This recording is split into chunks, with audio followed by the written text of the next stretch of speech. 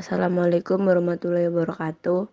Kami dari kelompok 3 akan mempresentasikan penyebaran patogen dan epidemiologi.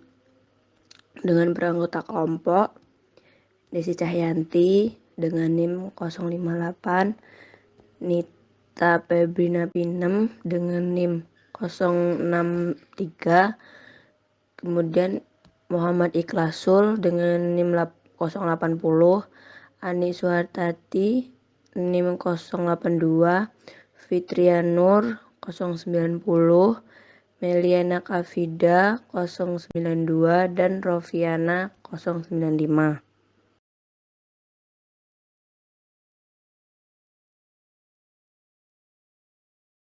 Kemudian konteksnya ada 1. Pendahuluan, 2. Penyebaran patogen, 3. Daur besar penyakit tumbuhan, 4. Proses terjadinya epidemi, 5. Peramalan epidemi penyakit tanaman dan rumus epidemiologi, kemudian yang 6 ada kesimpulan.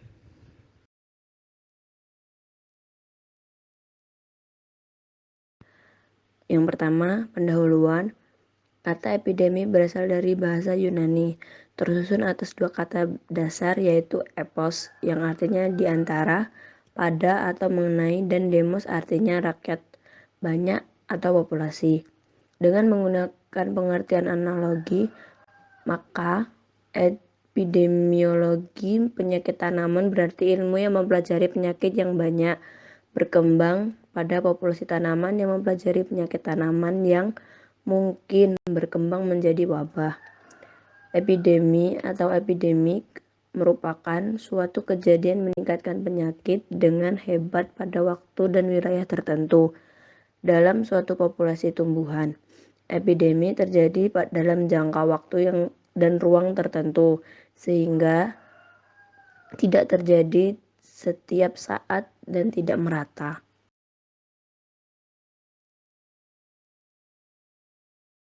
Kemudian, menurut beberapa ahli, klasifikasi penyakit tumbuhan berdasarkan cara timbulnya dibagi menjadi 3, yaitu penyakit endemi, ialah apabila serangan penyakit tersebut meluas atau menurun dengan tingkatan serangan tinggi atau rendah dan berjalan dari tahun ke tahun. Yang kedua, penyakit endemi, ialah penyakit yang timbul dan meluas secara periodik, disebut juga dengan istilah epipitosis. Kemudian penyakit sporadis ialah penyakit yang timbulnya dengan interval yang tidak teratur. Demikian pula dengan lokasinya.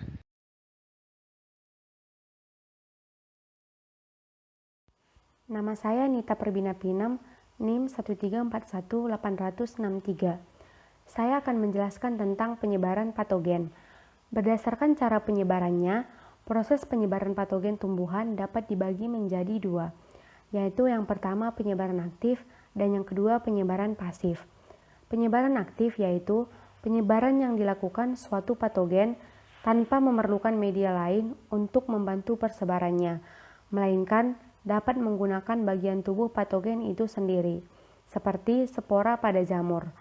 Adapun penyebab aktif dapat dibagi menjadi 3 bagian, yaitu yang pertama mekanisme pistol air. Mekanisme ini umum terdapat pada jamur kelas Ascomycetes. Kemudian yang kedua mekanisme pemotongan. Sel ujung atas dari sporophora akan terpotong sampai sporanya dapat dilepaskan ke udara. Kemudian yang ketiga yaitu melepas basidiospora.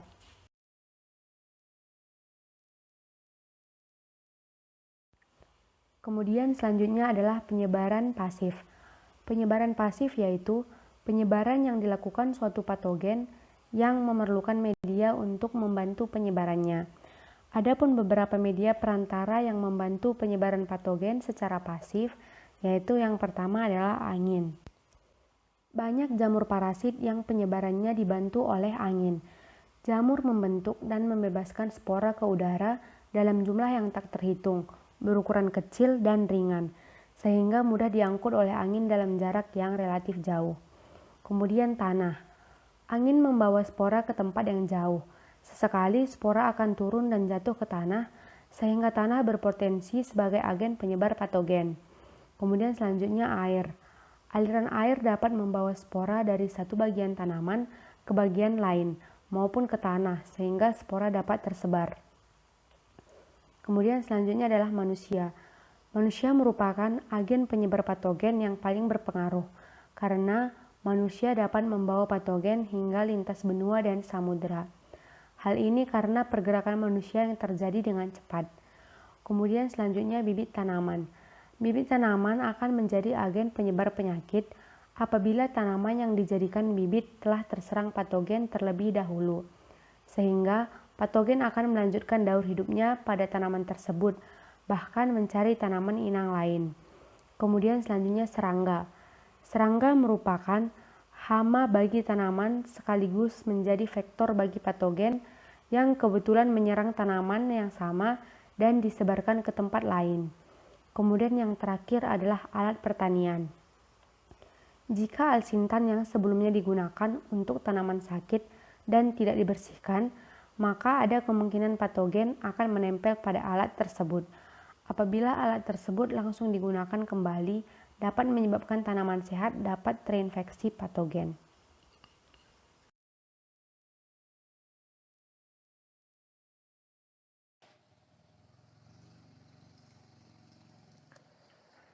Nama saya Muhammad Iqbal Salam Rais. Di sini NIM 1341880. Di sini saya akan menjelaskan tentang daur besar penyakit tumbuhan.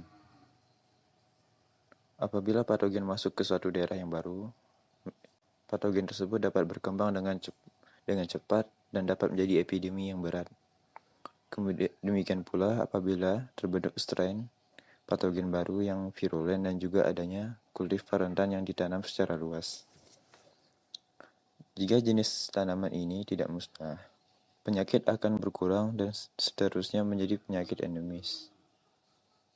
Jika ada faktor luar yang membantu seperti cuaca, tumbuhan baru yang dimasukkan, terjadinya ras atau strain patogen yang lebih virulen, atau cara bercocok tanam yang menyimpang, akan menyebabkan terjadinya epidemi. Endemi terjadi secara tidak merata. Rangkaian kejadian tersebut disebut sebagai daur besar suatu penyakit.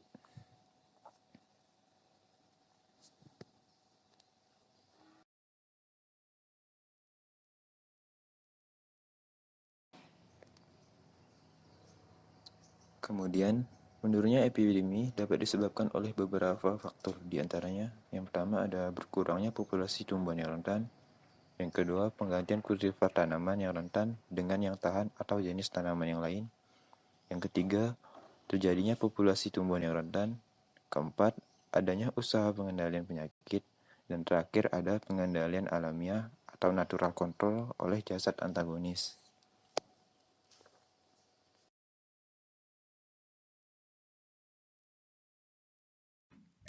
Saya Ani Soehartanti dengan NIM 82. Untuk proses terjadinya epidemi.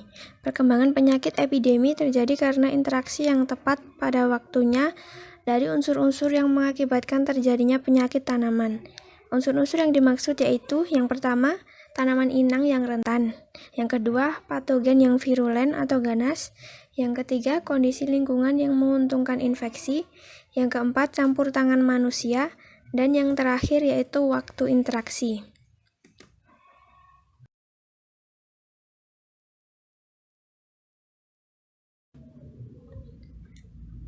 Pada sistem alami, unsur yang dipertimbangkan dalam interaksi yang menimbulkan terjadinya penyakit hanya 3, yaitu tanaman inang rentan, patogen virulen, dan kondisi lingkungan yang menguntungkan terjadinya interaksi.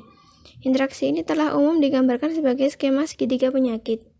Namun pada ekosistem pertanian, aktivitas manusia dapat membantu timbul dan berkembangnya penyakit atau bahkan sebaliknya. Interaksi dalam ekosistem pertanian ini biasanya digambarkan sebagai skema segi 4 penyakit dan konsepnya disebut konsep segi 4 penyakit.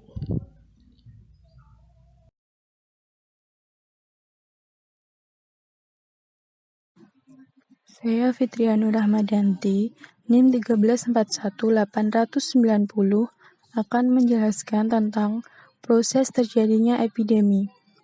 Perkembangan penyakit menjadi jelas apabila diamati dalam rentang waktu yang cukup lama.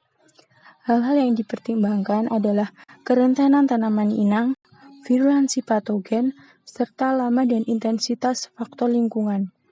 Oleh karena itu, proses epidemik penyakit secara alami digambarkan sebagai skema 5 segitiga atau tetrahedron epidemik penyakit dengan menggunakan alas skema segitiga sebagai penyakit dan unsur waktu sebagai tinggi limas. Pada ekosistem pertanian, proses epidemik penyakit digambarkan sebagai skema 5 segi 4 atau piramida dari epidemik penyakit.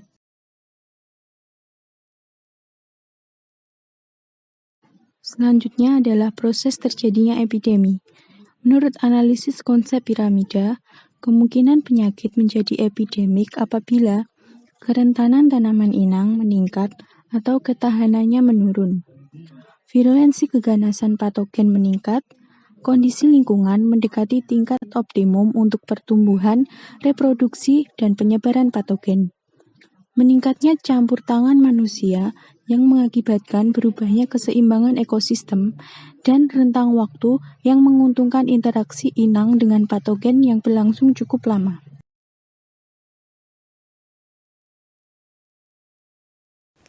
Saya Meliana Hafida, NIM 134180092 akan menerangkan tentang peramalan epidemi penyakit tanaman.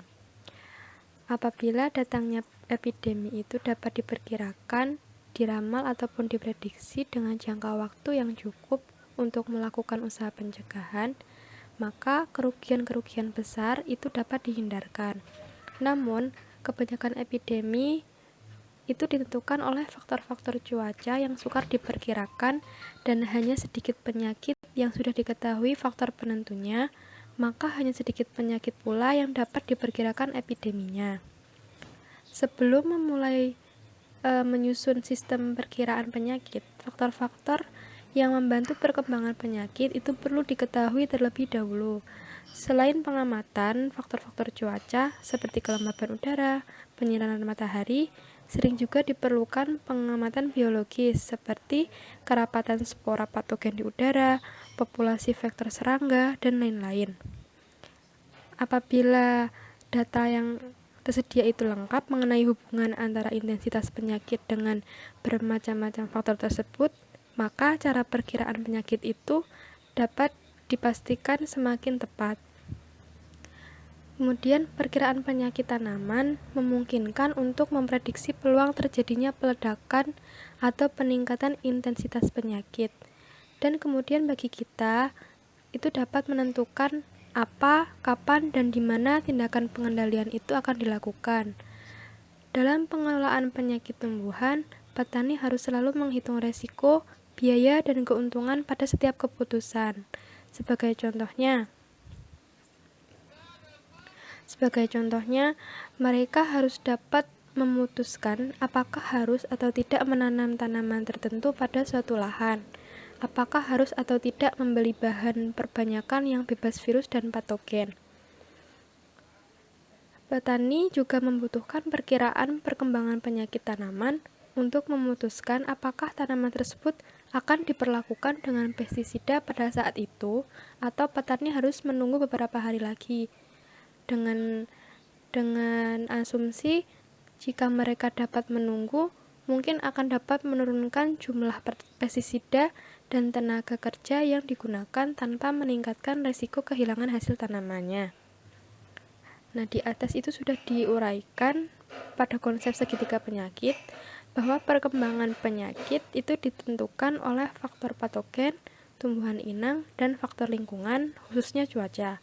Di samping itu, dalam epidemiologi, faktor waktu memegang peran penting dalam perkiraan penyakit.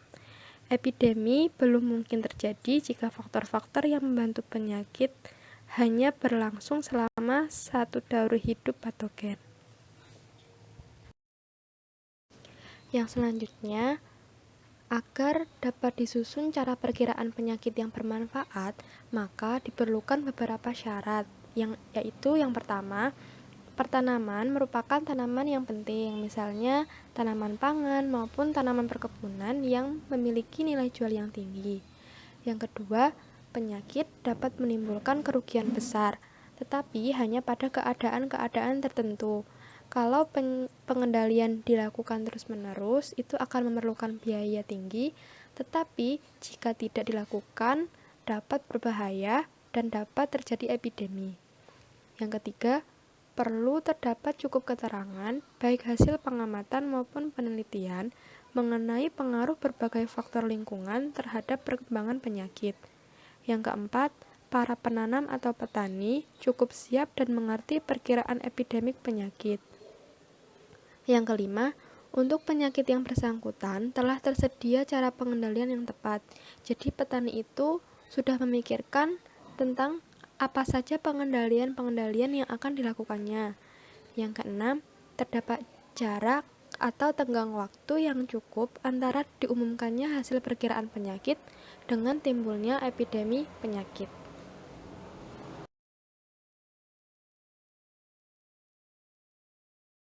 Di sini saya akan menjelaskan rumus epidemiologi. Pada penyakit yang berkembang lambat, perkembangan penyakit dapat dihitung dengan rumus XT sama dengan X0 dikalikan 1 plus RT. Nah, contoh kasusnya itu, jika di dalam suatu kebun di dataran rendah, terdapat sekelompok perdu yang mati karena jamur akar merah, maka penyakit akan meluas ke semua arah dari bulan ke bulan atau dari tahun ke tahun. Jika pada saat itu terdapat 100 perdu yang mati dan sakit, sedangkan untuk lokasi itu setiap bulannya terjadi infeksi baru sebanyak 8%, maka setelah 1 tahun jumlah tanaman yang sakit menjadi 100 plus 100 dikalikan 8% dikali 12 bulan atau sama dengan 196 perdu. Sedangkan pada penyakit yang berkembang cepat dapat menggunakan rumus XT sama dengan X0 dikalikan E pangkat RT. Selanjutnya, dengan memperhatikan rumus-rumus epidemiologi, baik pada rumus pertama maupun kedua, jumlah tanaman sakit akan kecil apabila X0, R, dan T dapat ditekan. Kesimpulan materi yang kami paparkan tadi, epidemi merupakan kejadian meningkatnya penyakit dengan hebat pada waktu dan wilayah tertentu dalam suatu populasi tumbuhan dalam jangka waktu dan ruang tertentu. Penyebaran patogen untuk mendapatkan tanaman inang yang baru secara aktif dan penyebaran pasif. Perkembangan penyakit epidemi terjadi karena interaksi yang tepat pada waktunya dari unsur-unsur yang mengakibatkan terjadi penyakit tanaman, yaitu tanaman inang yang rentan, patogen yang virulen, kondisi lingkungan yang menguntungkan interaksi, campur tangan manusia, dan waktu interaksi. Rumus epidemiologi ialah XT sama dengan X0 dikalikan 1 plus RT.